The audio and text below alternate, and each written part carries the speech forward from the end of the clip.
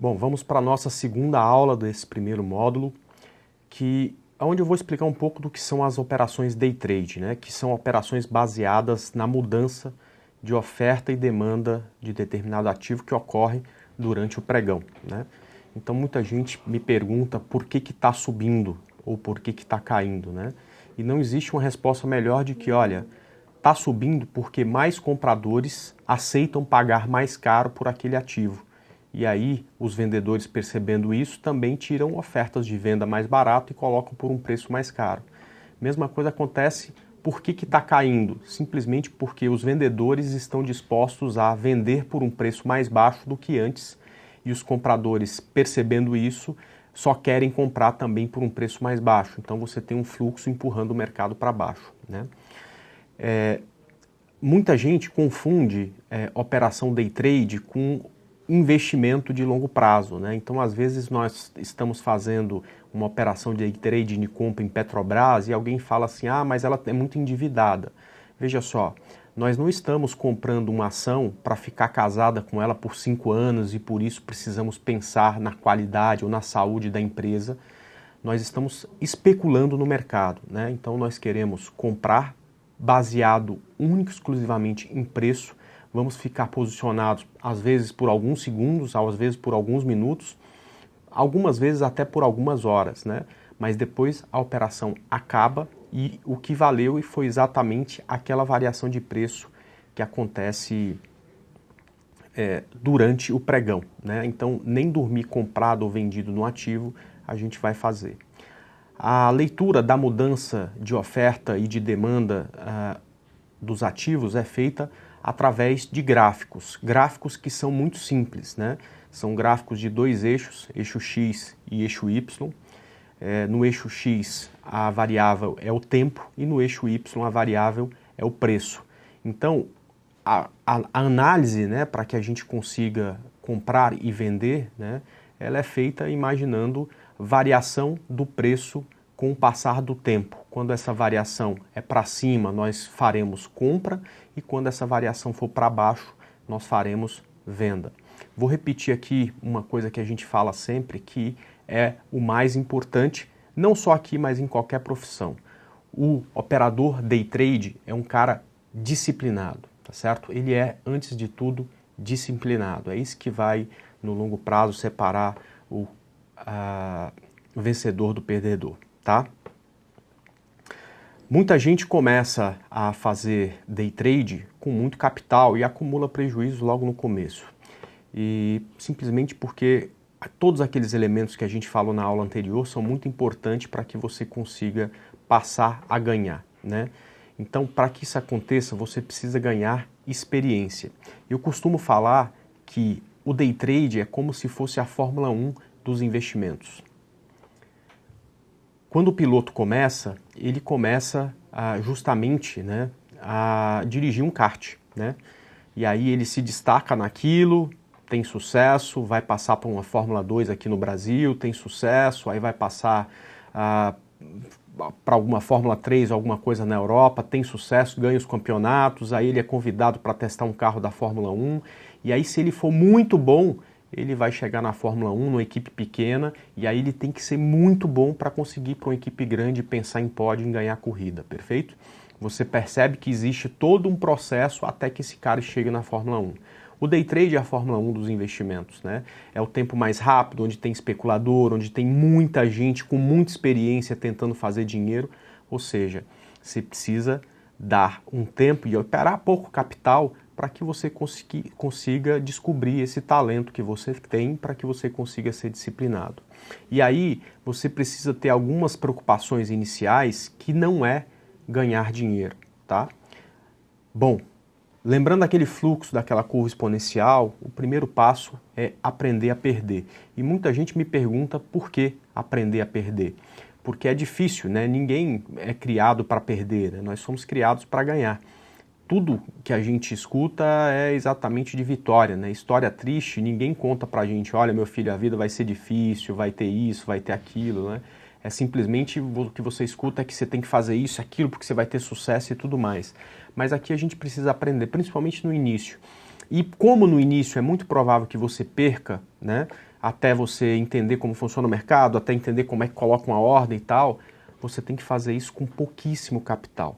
Quando eu comecei, isso não era possível, porque o day trade você tinha que, por exemplo, para você fazer uma compra num ativo que valesse R$10 e você queria comprar 1.000 ações, você tinha que ter R$10.000 em conta. Hoje não, hoje você tem alavancagem e você também tem produtos como, por exemplo, mini contratos de índice e de dólar que te dão você precisa de muito pouca margem. Hoje com R$100 na conta você já consegue fazer suas operações day trade, por exemplo, em contratos de índice, né? Mas a matemática é cruel em se tratando de prejuízo, né? Para que você consiga sair do prejuízo e voltar para o teu capital inicial, você sempre precisa ganhar um pouco mais do que você perdeu, né? Vamos dar uma olhada nesse slide aqui. Olha só, quando você perde, digamos que você tenha R$100.000 e você perde 10% desses R$100.000, você ficou com 90 mil. Para você voltar para o 100 novamente, você precisa recuperar 11% do capital que sobrou. Se você perde 25% do teu capital, ou seja, você tem 100 mil, perdeu 25, para você pegar esse 75 que sobrou e fazer voltar para o 100, você tem que ganhar 33% do teu capital. E olha só, para você sair aqui, se você perder 50% do teu capital quando você está aprendendo, ou seja, digamos que você tenha 100 mil, te sobrou 50, para você fazer 50 voltar a 100 mil novamente, você tem que dobrar o seu capital. Ou seja, você perdeu 50, mas agora para voltar para o teu valor inicial, você tem que ganhar 100% do teu capital restante. Perceba aí que a matemática é cruel. Ou seja, ao invés de você fazer a operação com um capital de 100 mil, você pode muito bem ter um capital inicial de 200, de 300, de 500 reais, e aí de repente você vai ficar à vontade em perder 50% de 250 reais para aprender. Isso dá 125 reais. É ruim perder, eu não gosto de perder uma moeda de 5 centavos. Se cai debaixo do sofá, você é capaz de você levantar o sofá para pegar essa moeda, mas é um valor muito baixo para que você passe por essa fase de aprendizado, perfeito? Uma outra coisa interessante que sempre me pergunta é por que você fala tanto de stop se você é profissional de mercado? Ou seja, criou uma falsa impressão de que porque você tem experiência, de certa forma alguém te chama de profissional. Na verdade, nós estamos aqui, todos aqui somos estudantes, né? Nós somos sempre... o mercado, se você achar que você não precisa aprender mais nada, que você já sabe tudo, daqui a meia hora ele muda e acaba te tirando dinheiro. Então a gente está sempre aprendendo, mesmo o cara que tem muita experiência.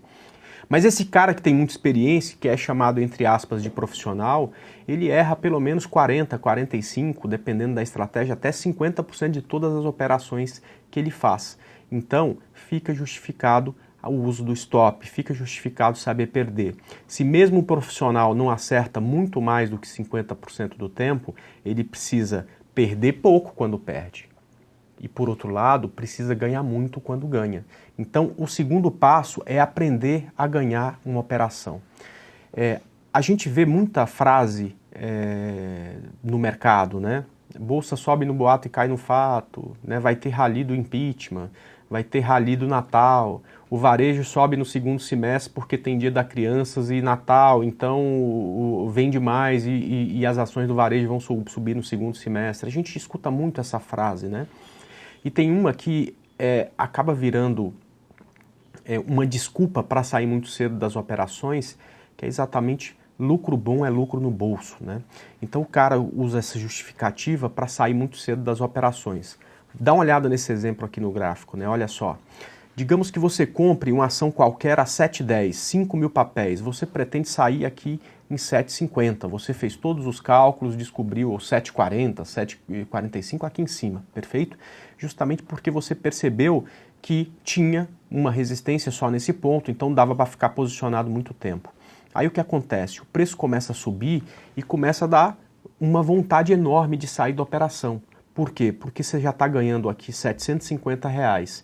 Não era esse o plano não era sair ganhando R$750, era sair lá em cima. Mas aí começa a ficar com medo de ir, mas e se voltar?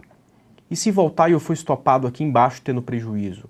Ó meu Deus, né? R$750 em 40 minutos, isso é muito bom, ninguém ganha isso, então tá bom, eu preciso sair e tudo mais. Aí o que acontece? Geralmente o cara sai muito cedo dessa operação, ganha os R$750, que é pouco em relação à relação de risco-ganho que utilizamos, e vamos falar sobre isso na operação quando falarmos de gerenciamento de risco, e o ativo não para de subir, vai no alvo que ele programou para as operações e ao invés de 750, ele poderia ter ganho algo que aí sim faria diferença, os 1.750 se ele tivesse saído no alvo da operação.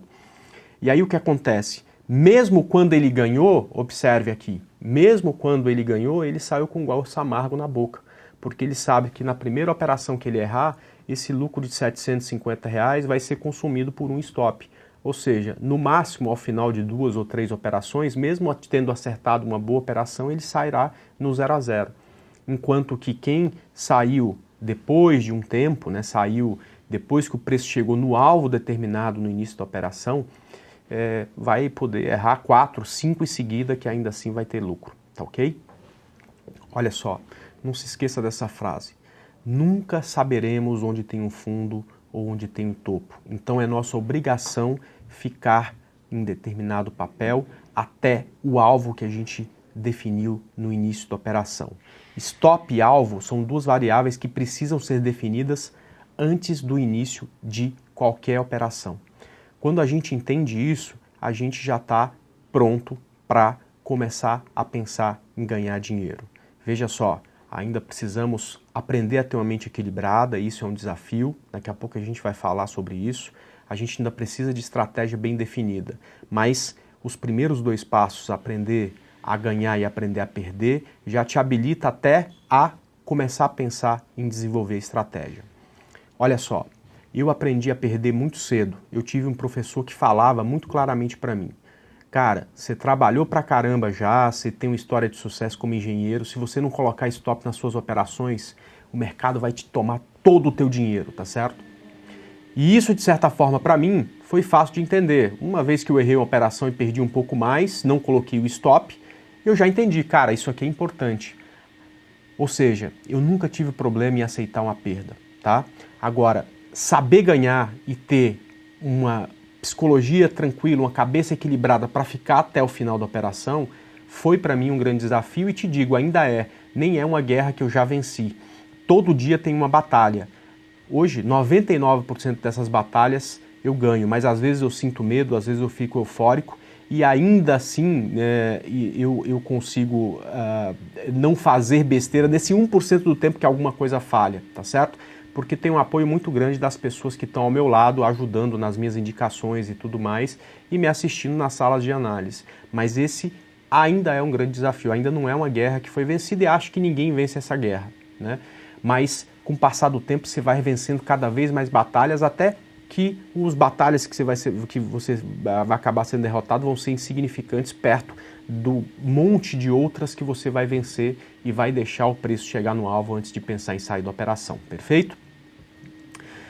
Bom, chegamos ao final da nossa segunda aula. Na próxima a gente ainda vai falar sobre preocupações iniciais, falar um pouco sobre tamanho de capital e sobre diversificação, perfeito? Então daqui a pouco a gente volta para a nossa terceira aula.